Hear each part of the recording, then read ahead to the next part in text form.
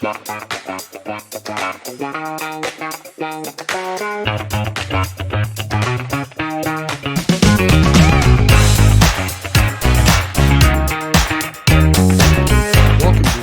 podcast where we'll explore the journeys and successes of BNI Utah chapters members. I'm your host, Matt Kallunki with Zing Business Systems. Today, we're here to dive into the world of real estate and investment properties with our guest, Stan Larimer. How are you, Stan? Doing well. Good.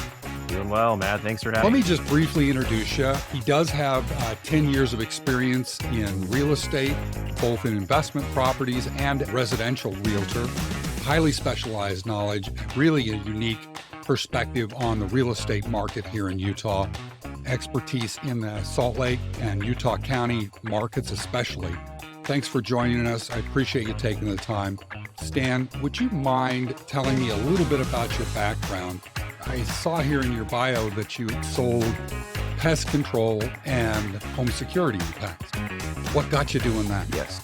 So fresh off my LDS mission in 2004, attending BYU, Idaho, I run into other sales guys, recruiters that they start talking to you and they'll say, hey, you could maybe do well in sales. I hadn't known much of sales. Come to find out, I've been doing sales all my life. But in any case, they have approached me about it. I talked to them. I figured, yeah, let's give it a try. Found a great company, someone that I could go sell pest control for. I did that for a couple years, really enjoyed it. And that went on to selling home security systems. I did that for a number of years, really enjoyed that. So that was my initial sales experience. What appealed to it? Was it the hustle, the cause and effect of the work you did? What was it that drew you to sales? There's a combination of a few things. The money potential, of course, was intriguing at the time. Drew you in. At the time, this sales guy was telling me you can make $25,000 or $30,000 in a summer. Being the young 21-year-old that I was at the time, I was thinking, gosh, that's more money than I could imagine. Being a poor college kid. That was one intriguing thing. In talking to these guys, I was also very impressed with their sales skills, with their business knowledge, just their overall skill set and who they were. I became friends with them. That just helped me to take that step. Was there a point, obviously you're going to school, but was there a point you realized that, man, this is it, but I'd like to do something in real estate? What drew you to real estate out of continuing with home security and other sales that you've done previous? A couple, 2 or 3 years into that initial sales career, I realized I was really enjoying it, really passionate about it. And that continued onward throughout the years. And to get to your question, I was a partner with a small pest control company. We just sold out. And I had this opportunity to where I could continue in doing that, or I could take the next step. And in doing pest control and doing alarm sales, I did a lot of neighborhood research, did a lot of real estate research, and realized I really enjoy houses. I really enjoy learning about these neighborhoods, and why don't I take the plunge and get my real estate license? I hit a fork in the road where I could go back and reinvest in this pest control business and continue down that path, or change things up. And at that point in my life, I was single, I was traveling a lot, and I realized, you know what, let's plant roots, let's create a home base, which was in the Utah area, Utah County, you can say, and got my Why Utah County? Is that where you're from originally, or you just like the mountains? I went to BYU, and like any single guy, there's many more eligible women in the Utah County area than many more. You were only looking for one, right? Only looking for one. Yes. I was looking for that one, and Utah County just has they got a good thing going for it. There's a lot of good people there. And I'm certainly not going to complain. I moved here by happenstance, and that's almost 40 years later, I'm still here. I'm a transplant, but I didn't. Where from? My father had been in the military, so we transited the continent and Europe. So we moved here from Belgium, And then my dad retired from the Army here in Utah Valley.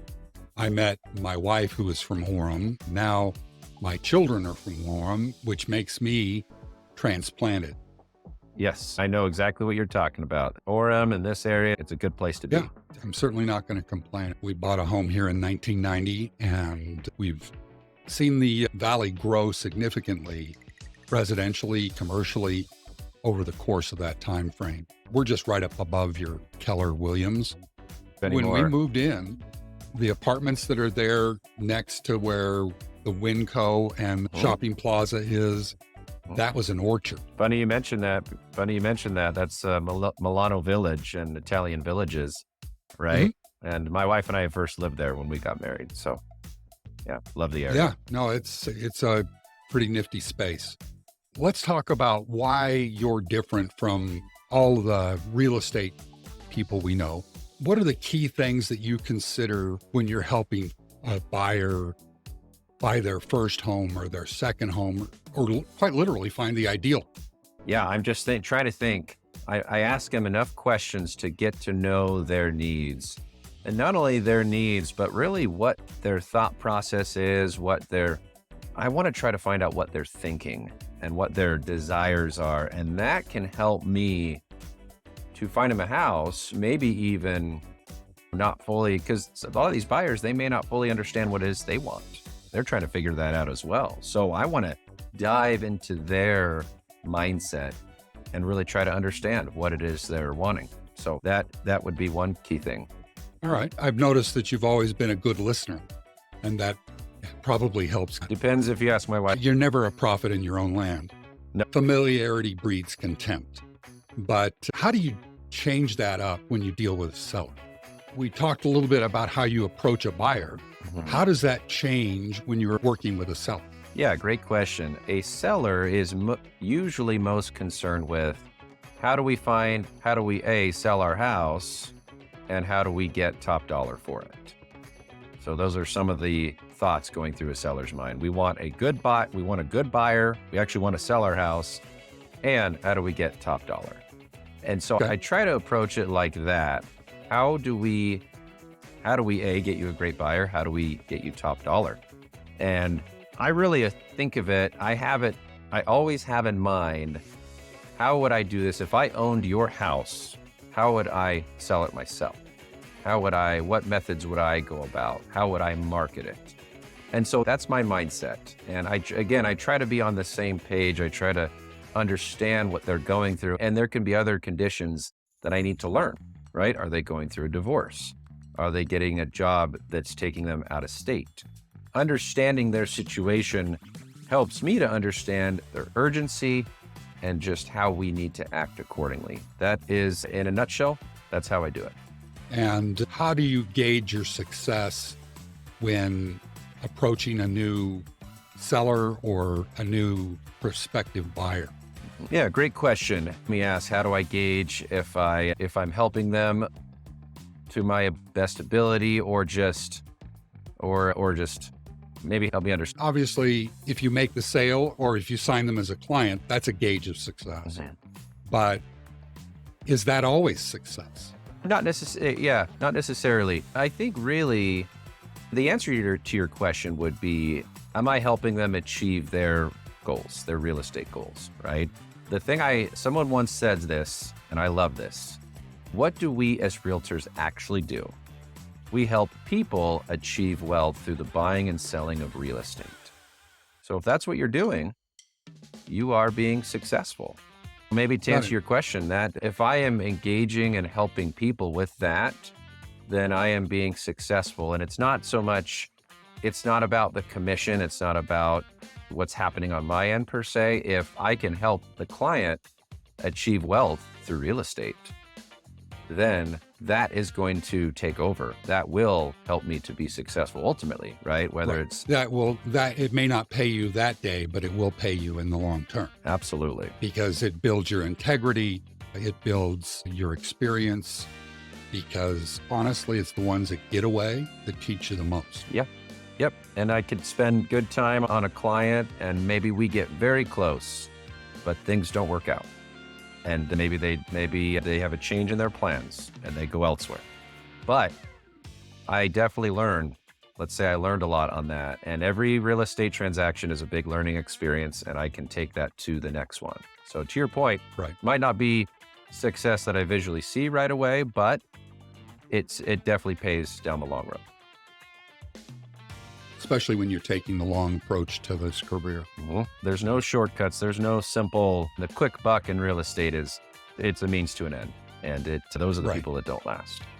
You talked a little bit about this earlier, and some of the things that provide distinction for you is investment properties. Explain to me what makes an investment property a good choice for some of your clients. A lot of people want to they want to get that rental property. They want to get an income producing property. And knowing where to start is the key, right? For me, I started with my first rental years ago and overall had a good experience. And as I'm getting those cash flows from the rents, I want to do it again. I want to buy another one. At the same time, my clients are catching on. They're seeing me investing in rental properties. They're asking, "Hey, what are you doing? How is this working?" It becomes a conversation. It's not a sales pitch or something I'm per se approaching them with, but it becomes a conversation. And through my experience, I've been able to simply discuss and educate, help people see the value of acquiring rental properties. And not just acquiring the property, but helping them to manage it if they want to manage it themselves. I can show them simple tools to walk them through that process. If they're not the managing type, I have great resources for property managers to get them connected there. So it's really and today it's turned into this whole thing of, if you want a rental property, I can help you in multiple ways. But I've become passionate about it. I've really enjoyed doing it. All right. So when you sell an investment property, do you sell more investment properties or more homes? Or they're all homes, obviously. If they're a rental property, it's someone's home at some point. Which one do you sell most of? That's a great question. Sometimes I feel like it's 50-50. There's maybe, let's say, your typical buyer, young family. They need to move into they need a house. They're going to move in like normal. I love them, love working with them. They're great. That's how I build long-term relationships, right? Through those, let's just call them young buyers. Sure. Or even middle-aged buyers. But then you have, on the flip side, an investor can be someone as simple as just a common person, or someone, let's say, like you or I, maybe even younger in our life. And maybe they own a house and they realize, hey, we need to get into the rental game. How do we do this? But can I even do this? Because let's say this person's just 27 years old, and on their minds, it just seems like such a far stretch to jump into the rental game. Sure. Guess what? It's not that difficult. And I will let's use that example. Someone is 27 years old. They're married. They've got one child. They own their house. They want to get into the rental game. And in talking to them, maybe we have a conversation that goes like this. We start talking about their current house, and they're in, let's say, 2,000 square feet, 4 bedrooms, 2 bathrooms, something like that. And I talk to them about, hey, why don't you buy a house similar to yours, maybe just a little nicer, or just give you a little more space, and let's turn your current house into a rental. So that way, if you buy a new house and move into it, you'll get a better interest rate. You'll get an owner-occupied interest rate, which is much better than an investment property interest rate by almost 1%. So you'll get a better interest rate if you purchase a new home that you move into, and let's turn your current house into a rental. And that is, of course, with the understanding that property will be a good fit as a rental, which a lot of houses here in the Valley are great fits. So something like that Right. is a great way of helping. Flip the script on them a little bit and say, your house is a great place to rent. Why don't you find a better place? Yeah. Your house is a fantastic rental. Yeah. And the maintenance record. Yes. You know how to maintain it. You know what it takes. So let's help you get another place. And then there, you got more space. So it'll make your wife happy, and will turn your current place into a rental. No problem. Got it. What are some of the big misconceptions that people have about the real estate market, and you find yourself helping them clarify that? Great question. Do I need 20% down to buy a house? My grandpa told me I need 20% down. Is that true? No, that's not true. It can be a good use of your money if you have the means. It can be a good option, I should say, because you'll avoid mortgage insurance. But you can do it for as little as 3 to 5% down. And in some cases, there are grants, terrific grants that will pay for your down payment. Just as an example, there's a Utah housing program that if you're a first-time home buyer and you're buying new construction, Utah Housing will give you, it's basically an interest-free loan, $20,000 interest-free loan that you can use as a down payment. The catch is you will pay that back when you sell or refinance. Okay, so whenever that comes, you're going to pay that back. But until then, that's an interest-free loan for $20,000 that could cover your whole down payment and potentially closing costs as well. So something like that is a common misconception. And even just another answer to your question, how does a realtor fit in? I don't know if I can afford a realtor. Great question. Typically here in Utah, it's very common for the seller to pay for one's buyer agent. That is very common. And now on a side note, there was some news recently about the big settlement with the National Association of Realtors. And without getting on that too deeply, it is important to know that, of course, all commissions are negotiable. But going back to my point, the seller can and typically will pay for the buyer's agent, or in other words, it will come out of the transaction to pay for the agent, therefore making it much easier for the first-time home buyer. They won't have to worry about they won't be physically cutting a check or anything like that. So that is a huge help. Even though they're indirectly subsidizing. Correct. It's coming out of the transaction. And as opposed to out of pocket. Correct. Yep. So whether you say a buyer is technically, both buyer and seller have stake in that, right? Because it is coming out of the transaction itself.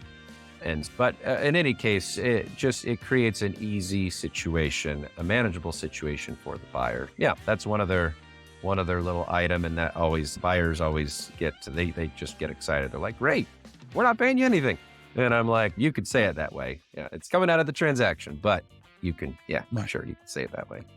Let's talk a little bit about your unique selling proposition. And this stood out from the questions that you filled out. It said, you mentioned being a hustler for your clients. Can you give me some examples where that trait is particularly effective and came into play? People want an agent to work hard for them, right? And no one, in this day of age, no one wants a lazy agent, right? I can happily say I'm the opposite of that. I want to go and fight for my clients. I want to find them their house, even if that means I'm going door knocking, searching in neighborhoods and telling people, hey, I've got a great buyer for this exact neighborhood. Do you know of someone looking to sell? Or when it comes to negotiating and trying to get the right price for my buyer, which this is a weird market that we're in, but the one good thing about it is buyers can negotiate. And I am a negotiator. And if I can save you 10 grand off of the price that maybe the other guy wouldn't, that's a win right there.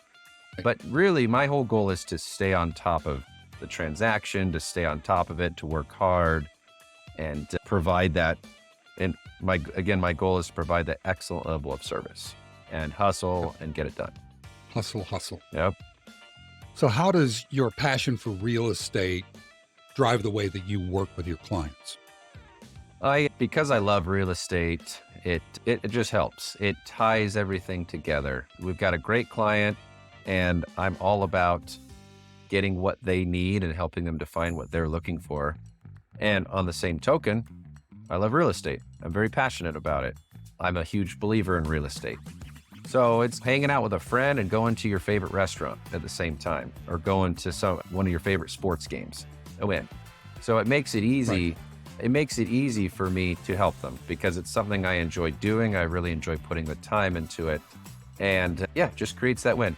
And I like to say it's all about the American dream, right? I see people from all across the world who come here and want to invest in real estate. And the American dream is really something special. It's ownership, home ownership is what it comes down to. And we want to be able to achieve that. We're blessed with the ability to get that here in this country. So again, going back to the American dream, I let that do the selling, right? I'll let the American dream, the thoughts of that do the selling. I just have to educate and inform and help people help navigate to accomplish that American dream and to find that. So what lessons have you learned in your years of experience that would benefit let me rephrase that. What lessons have your years of experience taught you about real estate investment that might be beneficial to people that watch or listen to this? Know that real estate is a great thing. And yes, it can be daunting if you don't own any property yet.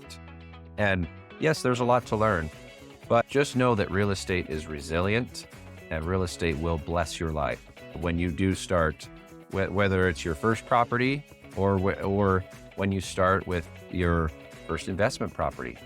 Real estate is powerful and the long-term wins. Okay, there are ebbs and flows, there's ups and downs.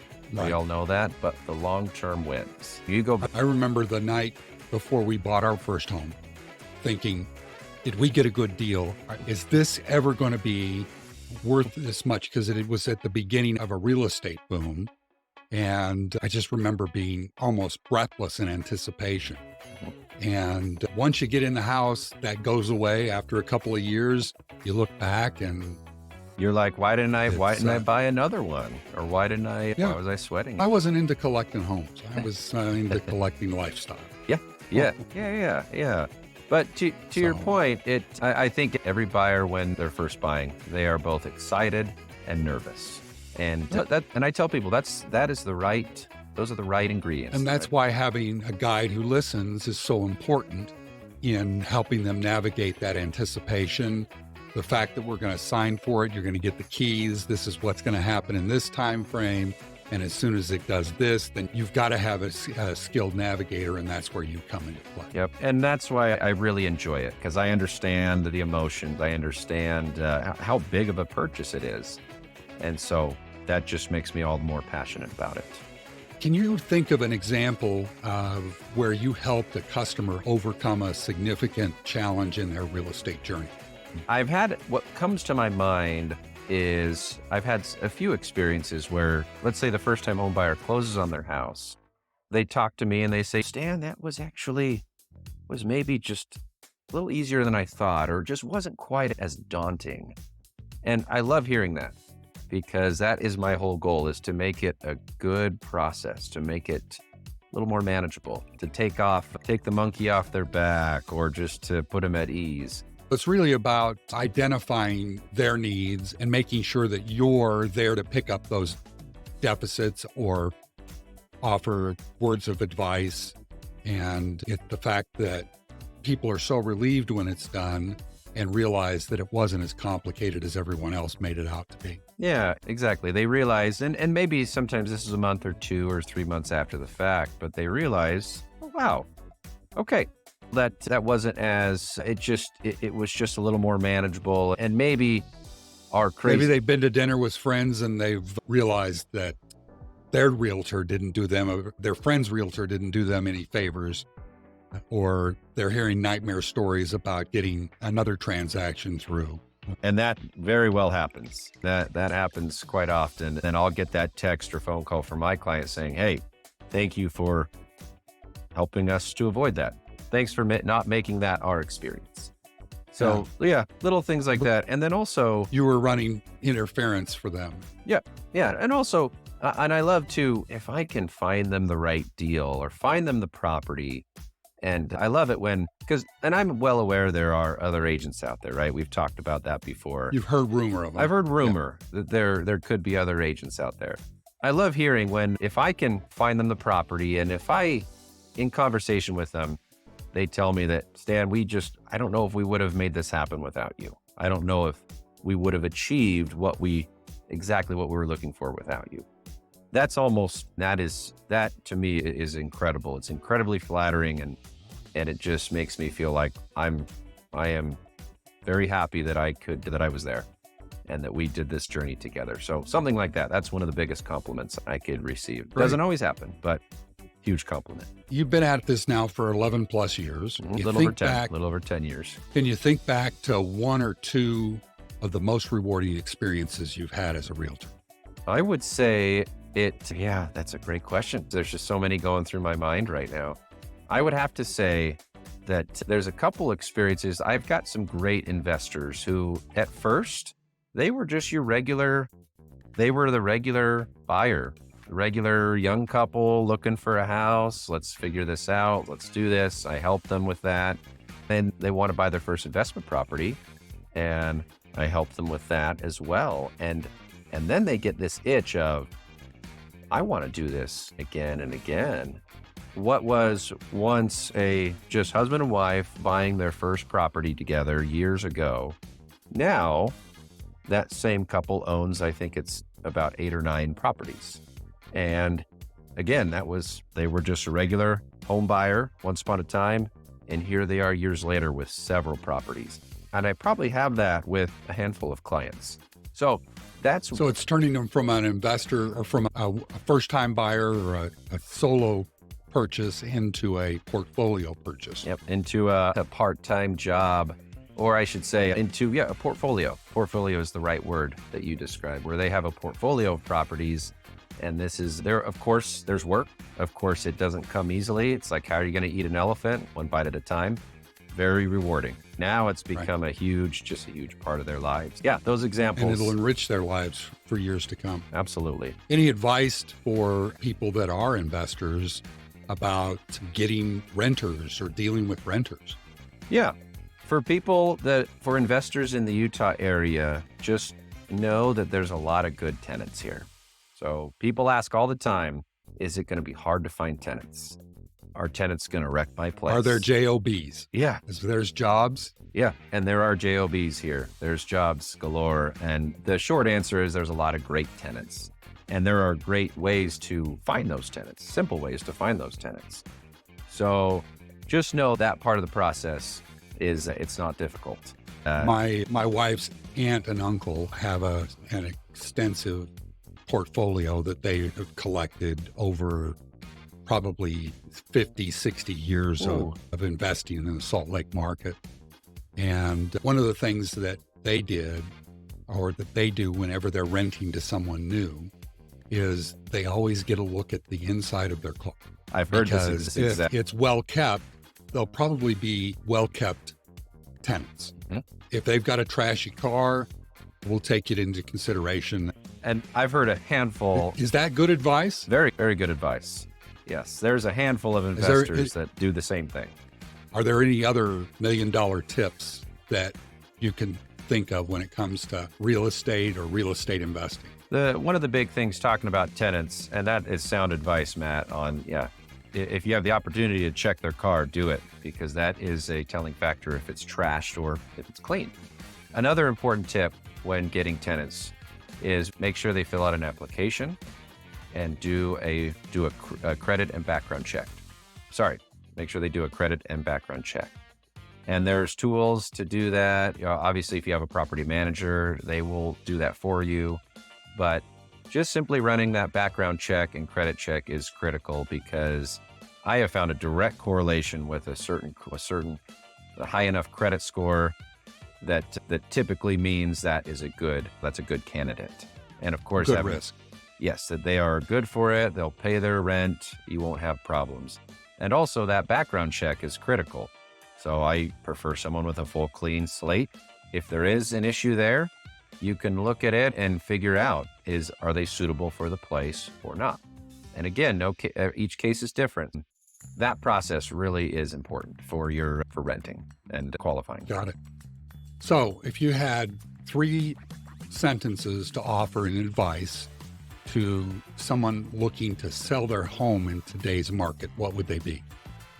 So 3 sentences of words of advice if you're looking to sell. Make sure Stan Larimer. I'm here. Make sure What would the first bit of advice you'd give? the agent that you're hiring, assuming you're planning, actually, let me back up.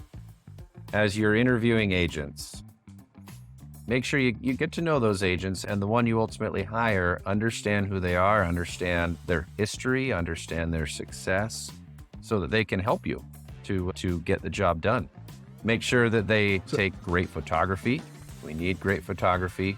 It's amazing how many terrible listings there are with thumb in the corner of a picture, and I just don't get it. Or you see someone in the background taking a picture right, like that in a mirror. Make sure you price your home correctly. So there's a phrase, when you price too high, you're putting a price shield over that. You may sit, and then eventually when you start dropping, you may need to drop it again, and you'll start getting these lowball offers. Versus if you price competitively, you'll get a lot of attention, but possibly multiple offers, and that likely will drive your price higher. So to sum up, the 3 things that you've offered are interview and get to know your real estate professional named Stan, and then make sure that you've got good photography. And the final bit is make sure that you price it right. And because you know the market, you can help them assess, I would assume. Absolutely. And one other piece, let me add, Matt, is understand how you're going to market your property. Is it a fixer-upper?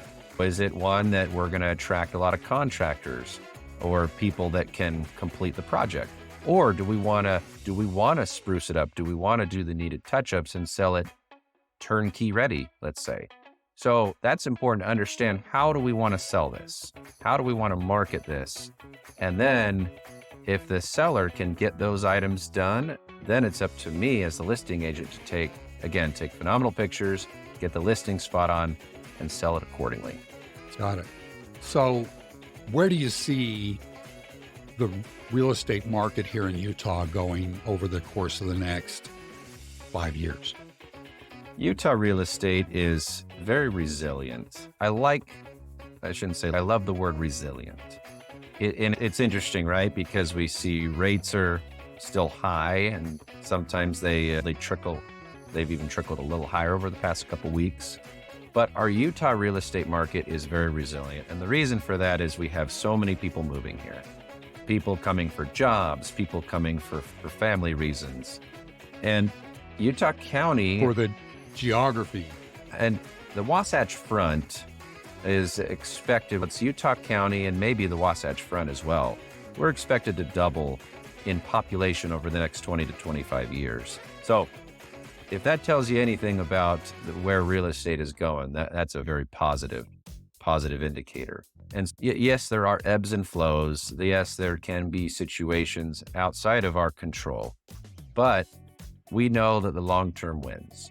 And every 10 years you go back in time, go back 10 years, you'll see the market has always been lower and lower.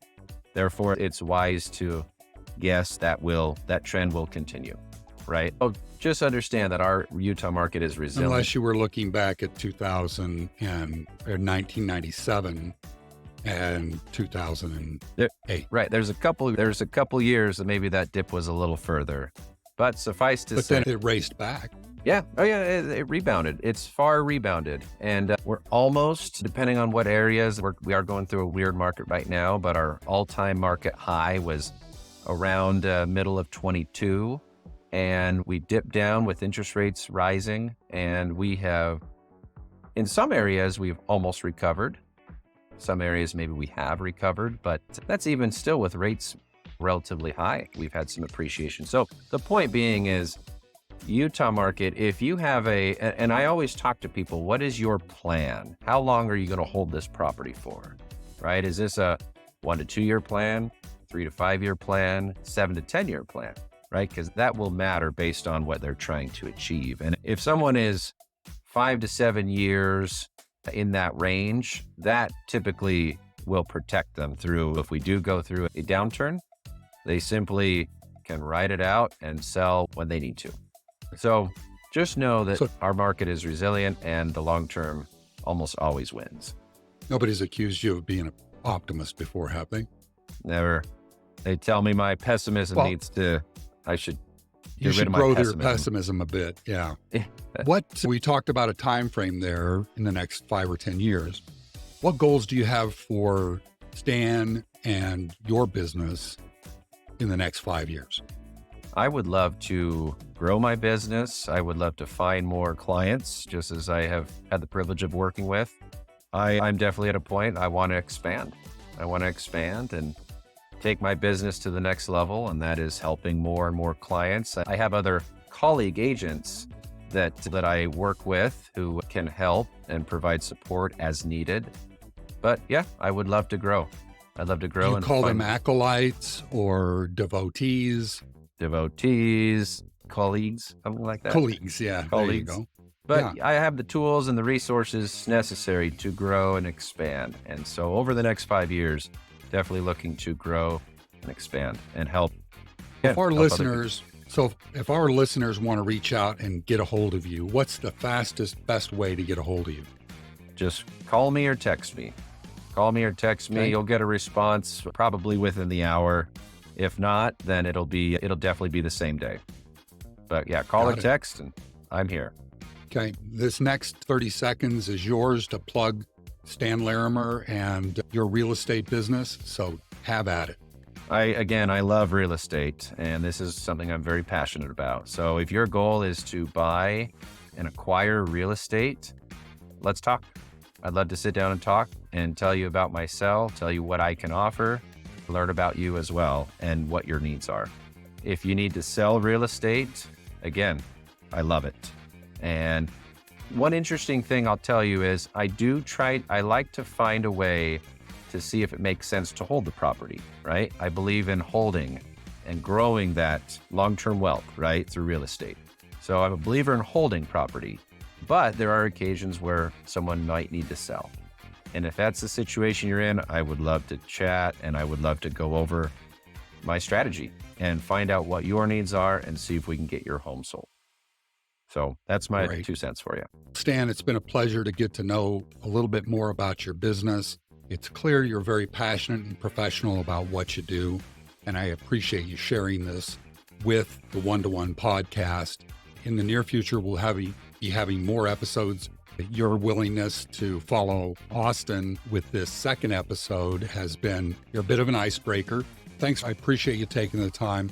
And thank you for joining us for the One-to-One podcast, where we get to know the members of the Summit BNI chapter in Orem, Utah. I'm Matt Kallunki from Zing Business Systems. Join us for future episodes. Subscribe and get the latest One-to-One podcast.